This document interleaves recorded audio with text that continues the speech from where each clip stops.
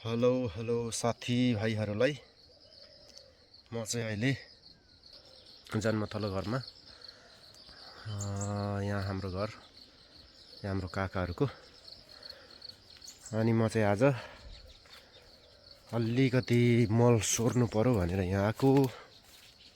यस्तो छ मल नसोरेर अलिकति टाइम भएको रहेछ, धेरै मल सोर्नु पर्ने अवस्था रहेछ। यहाँ अलि धेरै भएछ, अलि लामो समय ल बाछो झाले बाछो हुँदैछ। यहाँ एउटा झाले बाछोको आमा गाई मल ला तलौदो फर्केर खा फेरिमा फन्टुस। ल मल सोर्दैछु म, अलिकति मल सोरेँ र साथीभाइहरूलाई पनि नदेखाइकन मेरो चित्त बुझेन के। यस्तो छ गाउँघरमा चाहिँ साथीभाइहरू। विदेशमा जति गएर विदेशको ठाउँमा मेसिनसँग जुधेर काम गरे तापनि आफ्नो जन्मथलो ठाउँमा आएर फेरि खेती किसान सानोतिनो गर्नै पर्ने हुन्छ। म अहिले टक्क यहाँ मल कोदालो मल सोर्दैछु धमाधम।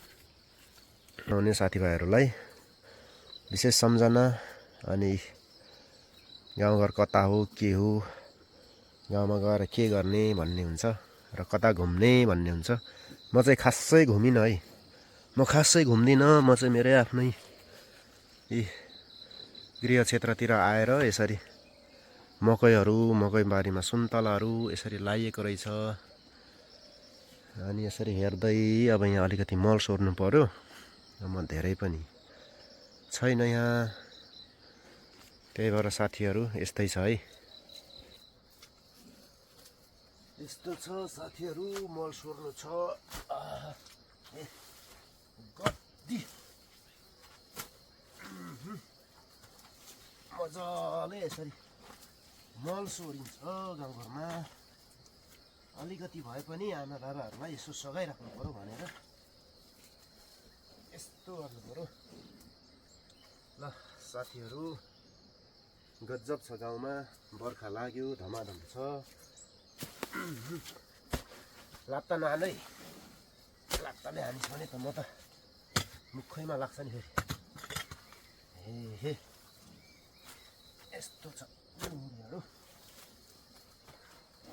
ल के गर्नु साथीहरू। ल गाउँघरमा चाहिँ यसरी गर्नुपर्छ। विदेशमा गएपछि फेरि मेसिनसँग जुझै मेसिनसँग चले गर्नुपर्छ। अब यहाँ यी नेपालमा गाह्रो छ।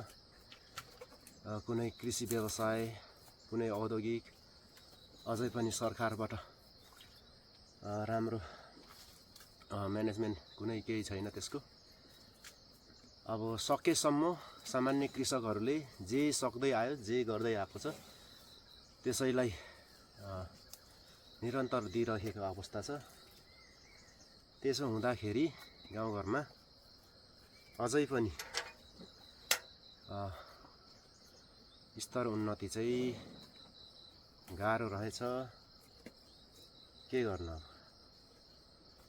यस्तै छ साथीहरू। ल तपाईँहरू के गर्दै हुनुहुन्छ? तपाईँहरू त घुम्नुहुन्छ होला कतिपय ठाउँहरूमा, कति टाढा ठाउँहरू घुम्न जानुहुन्छ बाहिरबाट आएर। म चाहिँ घुम्न नगएको अवस्थामा यस्तो छ है साथीहरू। ल अहिलेलाई छोटो भिडियो गरेको मैले, एउटा सम्झना पनि हुन्छ। ओफ ए हाम्रो मम्मी जुस लिएर आउनु भएछ। ल यति मल सोरिसकेपछि त अब अलिकति जुस त खानै पर्यो। मल पनि धेरै पो सोरिएछ हौ घाटे, 1 घन्टा भयो।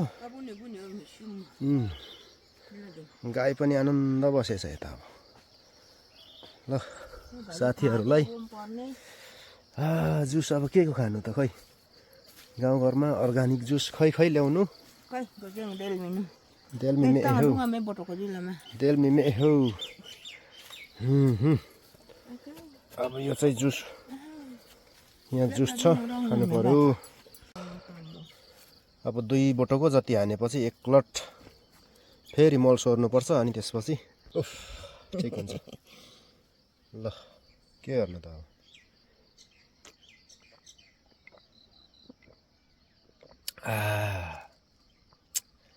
साह्रै मिठो जुस हुन्छ हौ घाँटी। के गर्नु नेपालमा अब जुस बनाउनु जुसहरू उत्पादन गर्नु केही सकिएन। यो चाहिँ धेरै पुरानो जुस हो हाम्रो, निकै अर्ग्यानिक जुस हो। यस्तो जुसहरू खाएपछि अलिकति ज्यानलाई पनि लाग्छ। धेरै बल आउँछ।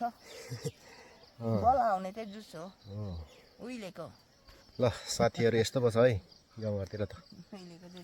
अब 1-2 घन्टा चाहिँ राम्रै खटाइ हुने भयो मेरो। ल अब अलिकति छ थोरै, सानो बाछा पनि रमाउँदैछ त्यहाँ मल झिक्दैको।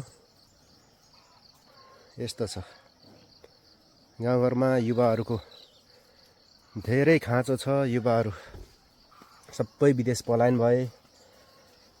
सरकारले पनि विदेशमा बस्ने युवाहरूलाई र यहाँ गाउँघरतिर बस्ने युवाहरूलाई खै कुनै नियम नीति निर्णय कुनै केही पनि देखिँदैन। आफ्नो खुसी छ, आफ्नो मर्जी छ। यस्तो छ, यस्तो अवस्थाको छ। गाह्रो छ। गरे आफै गर, नगरे नगर भन्ने स्थिति छ। सरकारले केही चासो गरिदिएदेखि यस्तो ग्रामीण भेगहरूमा धेरै राम्रो हुन्थ्यो। मलको अनि उन्नत जातको बिउ बिजनहरूको हेर्नुहोस्, यो देख्छु कि म यो गाउँघरतिर पुरानै मकैको बिउहरू होला। सायद यो मकै पनि धेरै अग्लो जान्छ। यो मकै 15 फिट निकै अग्लै छ। 15 फिट भन्दा पनि बढी होला। धेरै पुराना जातका बिउ बिजनहरू अझै पनि ग्रामीण भेगमा उत्पादन हुन्छ। खै सरकार जति जुन सरकार आए पनि केही औचित्य देखिँदैन। जस्ताको तस्तै छ। गाह्रो छ है सरकार, गाह्रो छ। के गर्नु त अब।